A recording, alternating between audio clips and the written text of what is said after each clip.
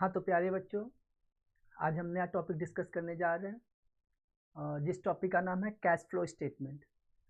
देखो, नया टॉपिक का नाम क्या है? Cash flow statement. ये मानकर चलो कि एग्जाम में आपका 10 मार्क्स का ग्रुप सी का यह क्वेश्चन रहेगा। मतलब आपका जो यूनिवर्सिटी है हर साल इस टॉपिक से 10 मार्क्स का एक क्वेश्चन पूछता है। तो टॉपिक को आगे बढ़ाने से पहले आपको ये समझना पड़ेगा, जैसे कि नाम क्या लिखा गया है, कैश फ्लो स्टेटमेंट। तो स्टेटमेंट क्या होता है? स्टेटमेंट का मतलब होता है किसी चीज़ का समरी तैयार करना। तो हम लोग समरी किसका तैयारी करने का बात कहा जा रहा है? तो बोला जा रहा है कैश फ्लो। क्या बोला जा रहा है? Cash flow. तो किसी भी बिजनेस ऑर्गेनाइजेशन में कोई भी बिजनेस तभी आगे बढ़ सकता है जब आप उसके ऊपर कैश के ऊपर कंट्रोल करना चाहोगे। अगर आप कैश के ऊपर सही से कंट्रोल कर लेते हो तो आपका बिजनेस क्या होगा? बहुत अच्छा तरीका से आगे बढ़ जाएगा। यानी कि कैश फ्लो स्टेटमेंट यह बतलाता है कि आप कैसे कैश के ऊपर कंट्रोल कर रहे हो। देखो, स्टेटमेंट का मतलब समरी हो गया। कैश फ्लो, फ्लो का मतलब होता है बहना, यानी कि बिजनेस में पैसा आ कहाँ से रहा है, यानी जो पैसा आ रहा है उसको हम लोग क्या बोलेंगे? Cash inflow. यानी बिजनेस में पैसा आ कहाँ से रहा है उसे बोलेंगे कैश इनफ्लो, और बिजनेस से जो पैसा जा रहा है उसे हम लोग क्या बोलेंगे? Cash outflow. यानी कि ये टॉपिक का जो मुख्य रूप से जो मेन फोकस है वो किस पर है कि बिजनेस में कैश का इनफ्लो कितने का हो रहा है और बिजनेस में कैश का आउटफ्लो कितने का हो रहा है। ठीक है। तो कैश फ्लो स्टेटमेंट जो है, ये जो एएस 3 रूल के अंदर इसको क्या किया जाता है बाबू? फॉलो किया जाता है। यानी अकाउंटिंग स्टैंडर्ड 3 से क्या करता है? फॉलो करता है। तो कैश फ्लो स्टेटमेंट अपने आप में एक बड़ा टॉपिक है। तो इसको सिखाने से पहले सबसे पहले आपको सीखना पड़ेगा कैश बुक। सबसे पहले आपको क्या सीखना पड़ेगा? Cash book. अगर आपको कैश फ्लो स्टेटमेंट सीखना है तो सबसे पहले आपको सीखना पड़ेगा कैश बुक। यानी कैश बुक क्या होता है? कैश बुक क्या होता है? यानी all transaction which are related to cash flow, all transaction which are recorded to cash flow is known as cash book. यानी हर कोई ट्रांजेक्शन जो जिसके अंदर कैश इन्वॉल्व है, मतलब या तो कैश का इनफ्लो हो रहा है या तो कैश का आउटफ्लो हो रहा है, ये जो पूरा ट्रांजेक्शन हो रहा है वो हम लोग क्या करते हैं? कैश बुक में रिकॉर्ड करते हैं। अगर हम बात करें कैश बुक का तो इसका 3 जनरल रूल होता है। रूल नंबर 1 क्या होता है कि all cash receipts all cash receipts recorded in debit side of cash book. मतलब क्या लिखा गया कि ऑल कैश रिसिप्ट, यानी बिजनेस में जो भी कैश आ रहा है, ऑल कैश रिसिप्ट, जी बिजनेस में जो कैश आ रहा है उसे आप कहाँ रिकॉर्ड करोगे? तो बोला गया कैश बुक के डेबिट साइड में रिकॉर्ड किया जाएगा। रूल नंबर 2 क्या है कि all cash payment recorded in credit side of cash book. यानी कि कैश बुक का सेकेंड रूल क्या हो गया कि ऑल कैश पेमेंट, यानी बिजनेस में जो भी कैश का पेमेंट कर रहे हो, यानी बिजनेस में जिससे पैसा जा रहा है उसे हम लोग कहाँ रिकॉर्ड करेंगे? तो यह नियम बोलता है कि कैश बुक के क्रेडिट साइड में रिकॉर्ड किया जाएगा। रूल नंबर 3 क्या है, जो कि बहुत ही मोस्ट इंपॉर्टेंट रूल है कि चूंकि बिजनेस में हम लोग कैश के ऊपर कंट्रोल करना चाहते हैं, इसीलिए जो भी क्रेडिट ट्रांजेक्शन होगा, जो भी बिजनेस में क्रेडिट ट्रांजेक्शन होगा are not recorded in trial balance, उसे हम लोग कैश बुक में रिकॉर्ड नहीं करेंगे। यानी कहना क्या चाहता है? All credit transaction are not recorded in cash book, यानी कि all credit transaction are not recorded in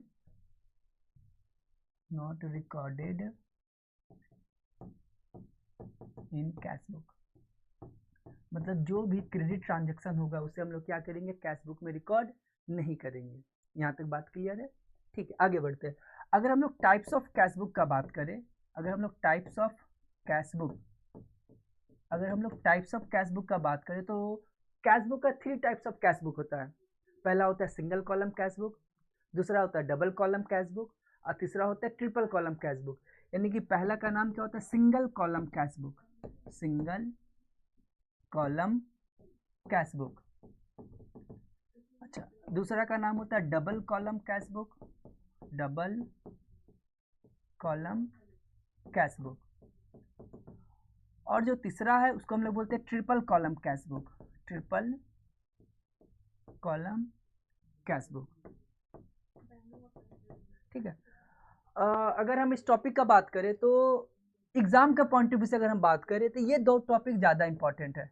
exam में सबसे ज़्यादा जो क्वेश्चन पूछा गया यहीं से क्वेश्चन पूछा गया है। बट अगर आपको ये दो टॉपिक सीखना है तो सबसे पहले आपको सिंगल कॉलम कैश बुक सीखना पड़ेगा। तो खैर सबसे पहले हम सिंगल कॉलम कैश बुक और इसका हम फॉर्मेट का बात करें तो रुकिए इसको पहले मिटाते हैं। ये मेरा टॉपिक चल रहा था कैश फ्लो, तो अब हम इसका बात करेंगे फॉर्मेट का। अब हम लोग किसका बात करेंगे? फॉर्मेट का।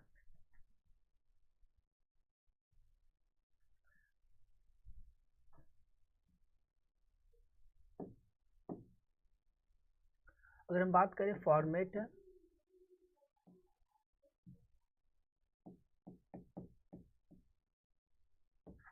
ऑफ कैश बुक,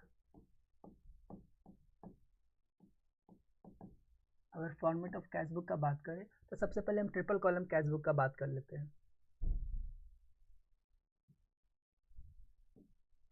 अगर ट्रिपल कॉलम कैश बुक का अगर हम बात करें तो इसका फॉर्मेट कुछ इस प्रकार से जाने वाला है। चलो आप लोग मेरे साथ लाइन ड्रॉ कर लो।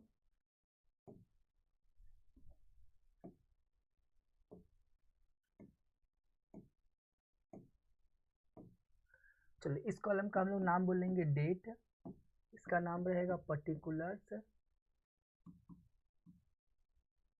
अच्छा ये हो जाएगा आपका कैश, बैंक, डिस्काउंट अलाउड, ये डेट हो जाएगा। फिर ये हो जाएगा particulars, cash, bank, discount received, इधर डेबिट और इधर क्रेडिट। ठीक है। अच्छा कोई भी सवाल बनाओगे तो सबसे पहले क्या किसका सवाल बना रहे हैं, किस ऑनर का सवाल बना रहे हो वो नाम देना पड़ता है। तो चलिए सबसे पहले लिखेंगे in the book of, in the book of जो भी पार्टी का नाम रहेगा, नहीं तो फिर डॉट डॉट डॉट दे दोगे। इसके बाद क्या लिखेंगे? Cash book, triple column. ठीक है। तो चलो पेज नंबर 262 का क्वेश्चन नंबर 3 देखोगे। देखो इस क्वेश्चन में क्या कह रहा है कि started business with cash, started business with cash यानी बिजनेस चालू किया गया। तो नॉर्मली क्या हो कि बिजनेस से पैसा आ रहा है। अगर बिजनेस से पैसा आ रहा है तो देखो जो तारीख दिया गया 1 जनवरी 2016 लिखे। चूंकि स्टार्टेड बिजनेस है तो सबसे पहले हम लोग क्या लिखेंगे? To capital. क्या लिखेंगे? To capital. और क्वेश्चन में कहा जा रहा है कि कुछ कैश लाया गया, तो जो कैश अमाउंट लाया गया कैश में लिखेंगे, और चेक के थ्रू भी पैसा लाया गया तो जो चेक के थ्रू लाया गया तो 50,000 हम लोग इस कॉलम में लिख देंगे। ठीक है। नेक्स्ट उसमें क्या बोलता है? नेक्स्ट इसमें से बोला जा रहा है कि purchase goods for cash, purchase goods for cash. तो देखो ना गुड्स परचेज किए तो पैसा जा रहा है यानी कैश का आउटफ्लो हो रहा है। अगर कैश का आउटफ्लो हो रहा है तो हम लोग कहाँ लिखेंगे? हम लोग क्रेडिट साइड में लिखेंगे। तो चलो आज का डेट डाल दो जिस दिन का ट्रांजेक्शन हुआ है, यानी कि 3 जनवरी 2016 लिखे। अब बाई क्या लिखेंगे? By purchase account. और हम लोग चूंकि कैश में खरीदा गया है 5000 का तो अमाउंट 5000 लिख दे रहे हैं।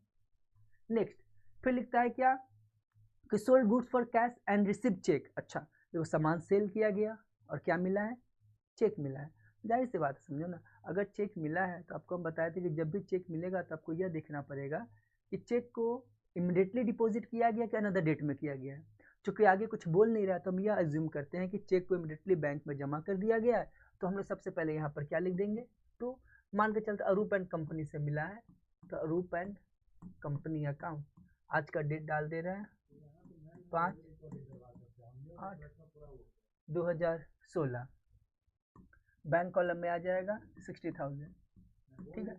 अच्छा फिर बोलता है sold goods and receive discount, sold goods and receive discount, sold goods and receive discount. सामान को बेचा गया है और गुड्स को रिसीव किया गया है। चूंकि सामान को सेल किया गया तो टू सेल लिखेंगे। तारीख है कितने का? बोलो 8 तारीख का। तो 8 जनवरी 2016 लिखे। टू सेल अकाउंट बोलकर चूंकि कैश में सेल किया गया तो चलो कैश का कॉलम में 1000 लिख दिए। डिस्काउंट दिया गया तो डिस्काउंट कॉलम में 200 लिख दिए।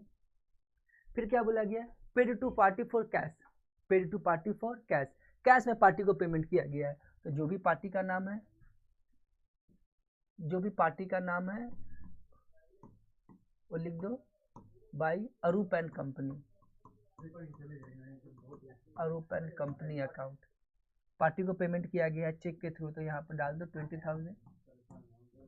फिर क्या बोला गया है, फिर बोला जाता है कि सामान को परचेज मशीनरी फॉर कैश। अच्छा, मशीनरी परचेज किया गया है 3 जनवरी को, तो लिखो 3 जनवरी 2016, लिखो बाय मशीनरी, ठीक है। तो बाय मशीनरी बोलकर कैश कॉलम लिख दे 10,000।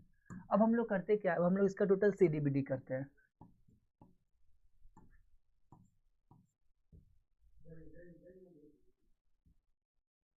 ठीक है, अब इसका टोटल लगा देंगे तो 21,000, दोनों तरफ लिख देंगे 21,000। फिर यहाँ कर देंगे by balance CD, closing date में डालकर कर देंगे बाई बैलेंस CD, यानी क्लोजिंग डेट क्या होगा 31 जनवरी 2016। इसका मतलब 21 में से इतना माइनस कर दो। फिर अच्छा, कैश को जोड़कर कैश से माइनस करोगे, बैंक को जोड़कर बैंक से माइनस कर दो, जो फाइनली फिगर आ जाएगा वो यहाँ पर क्या आ जाएगा, CD आ जाएगा। ठीक है, आप लोग ये कर लोगे। चीज समझ में आ रहा है हम क्या करना चाहते हैं? ठीक है, अब हम नेक्स्ट बात करते हैं ट्रिपल कॉलम को लेकर। नेक्स्ट हम क्या बात करते हैं, ट्रिपल कॉलम को लेकर।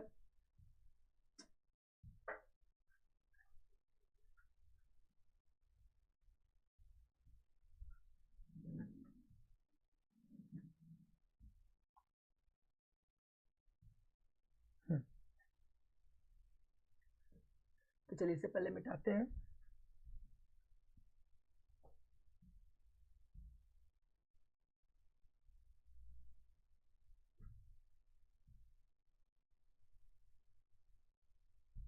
चलिए अब हम बात करते हैं कॉन्ट्रा एंट्री। अब हम लोग बात किस पर करेंगे, कॉन्ट्रा एंट्री पर।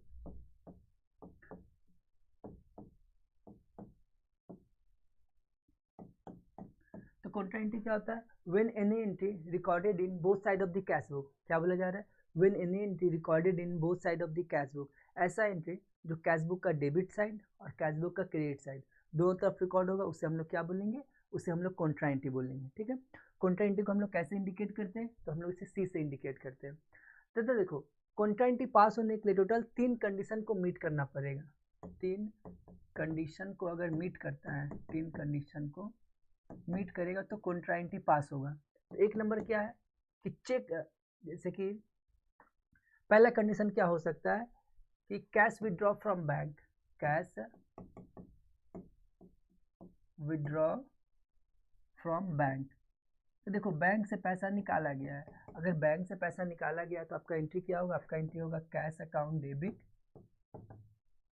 To bank account. यानी कि जब भी अगर आपका एंट्री कैश अकाउंट डेबिट, यानी ये बात याद रखना है, जब भी आपका एंट्री बनता है bank account debit to cash या फिर cash account debit to bank, अगर जब भी ये एंट्री बनेगा इसका मतलब मान कर चलो कि कॉन्ट्रा एंट्री आपका पास होगा।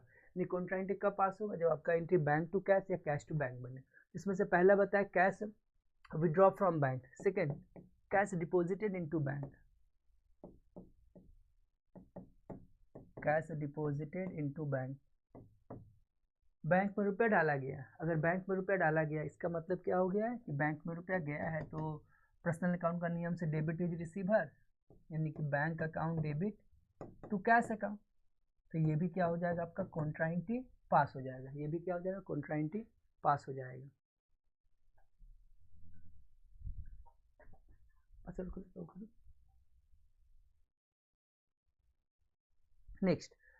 नेक्स्ट आपका क्या है, क्या नेक्स्ट आपका क्या है कि when any cheque received and deposit into bank in another date, when any cheque received and deposit into bank in another date, अगर डिपॉजिट करते हो किसी और डेट में तो इस टाइप का ट्रांजैक्शन को भी आप क्या करोगे, कॉन्ट्रा एंट्री मानोगे, रिकॉर्ड करोगे।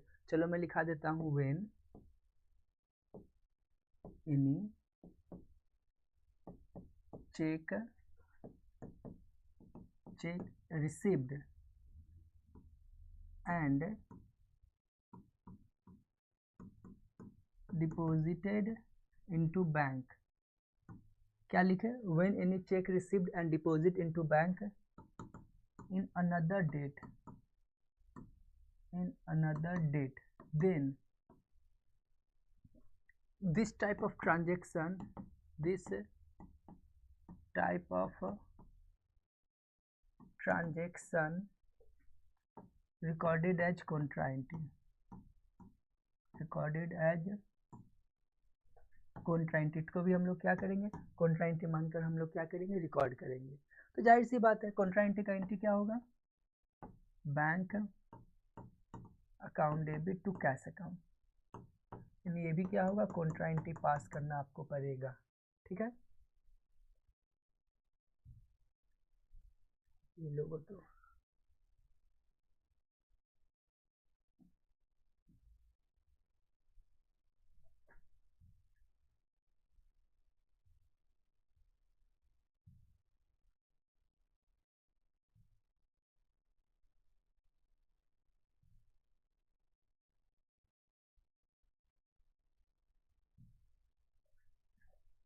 ठीक है। नेक्स्ट टॉपिक हम लोग आते हैं डिप्रिसिएशन। क्या नेक्स्ट टॉपिक आते हैं, डिप्रिसिएशन।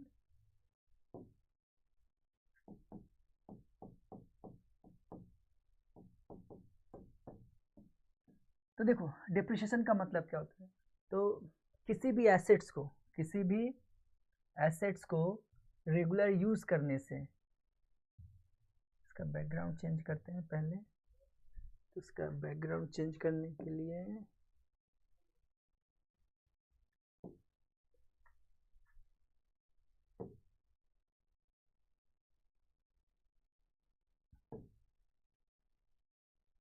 चलिए रखते हैं, ठीक है। तो देखो नेक्स्ट टॉपिक चालू करें, डिप्रिसिएशन। तो होता क्या है कि किसी भी एसेट्स को रेगुलर यूज करने से जो उसकी वैल्यू में गिरावट आता है उसे हम लोग क्या बोलते हैं, उसे हम लोग डिप्रिसिएशन बोलते हैं। यानी डिप्रिसिएशन क्या है कि किसी भी एसेट्स को रेगुलर यूज करने से जो वैल्यू में गिरावट आता है उसको डिप्रिसिएशन बोलते हैं।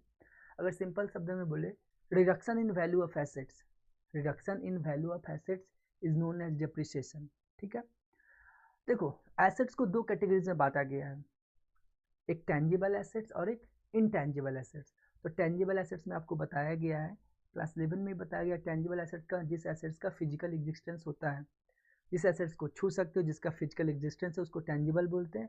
इनटेंजिबल जिसका फिजिकल एग्जिस्टेंस है नहीं बट उसका मार्केट वैल्यू है, उसके हम लोग क्या बोलेंगे, इनटेंजिबल एसेट्स बोलेंगे। इनटेंजिबल एसेट्स का बात करें तो गुडविल, पैटेंट, कॉपीराइट, सॉफ्टवेयर। अगर टेंजिबल का बात करें तो land and building, plant and machinery, furniture, fixture, ये सब चीज़। ठीक है, तो डिप्रिसिएशन में क्या हो गया कि किसी भी एसेट्स को, जब आप किसी भी एसेट्स को रेगुलर यूज करोगे तो कहीं ना कहीं उसकी वैल्यू में गिरावट आएगा।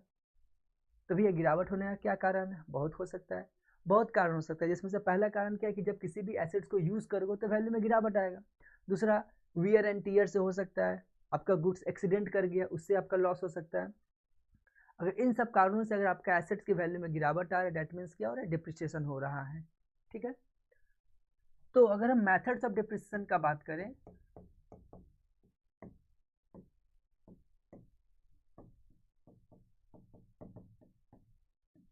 तो पहला मेथड को बोलते हैं straight line method, straight line method. इसका एक और नाम होता है ओरिजिनल कॉस्ट मेथड।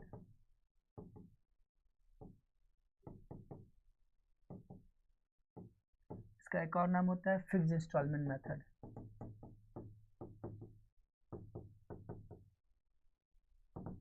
दूसरा मेथड का है रिड्यूसिंग बैलेंस मेथड।